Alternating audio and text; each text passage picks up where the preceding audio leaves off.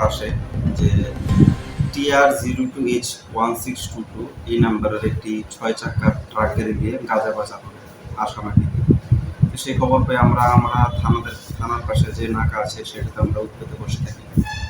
তো সন্ধ্যার দিকে গাড়িটা আসে, তখন আমরা গাড়িটাকে আটক করি। খবর অনুযায়ী গাড়িটাকে আটক করি। আটক করার পর গাড়ির ড্রাইভার ছিল সৌরভ ত্রিবেদী নামে একজন বিহারের লোক।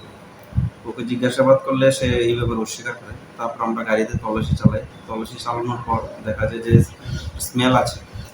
তারপর আমরা আমাদের সিনিয়র অফিসারদের ডাকি এবং ডিসিএম ছিল এক্সিকিউটিভ ম্যাজিস্ট্রেট বিধান চন্দ্র দেবনাথ, তাদেরকে ডেকে এনে তাদের সামনে আমরা আন্ডার প্রপার ভিডিওগ্রাফি আমরা গাড়িটা সার্চ করেছি এবং সার্চ করে দেখা গেছে গাড়িটার নিচে একটা সিক্রেট চেম্বার আছে। তখন আমরা সিক্রেট চেম্বারটা এই কাটার মেশিন দিয়ে কাটার পর ভিতরে দেখতে পাই যে মোট 51টি গাঁজার প্যাকেট আছে। প্রতিটি প্যাকেটের ওজন প্রায় 10 কেজি করে, 10 কেজি সামথিং এরকম করেছিল।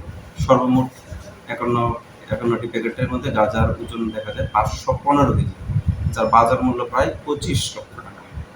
এরপর আমরা গাঁজাগুলি সিজ করেছি, গাঁজার প্যাকেটগুলি সিজ করেছি, সঙ্গে গাড়িটা সিজ করেছি এবং যে গাড়ির ড্রাইভার যে মালগুলি পরিবহন করছিল তাকে আমরা অ্যারেস্ট করেছি।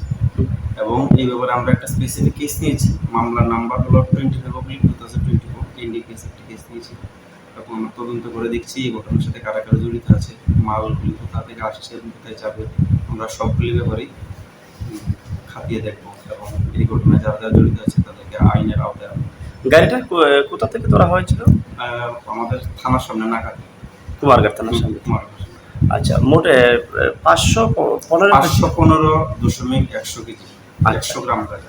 স্যার, গাঁজা বলি বাজার মূল্য কত টাকা? আনুমানিক 25 লক্ষ টাকা।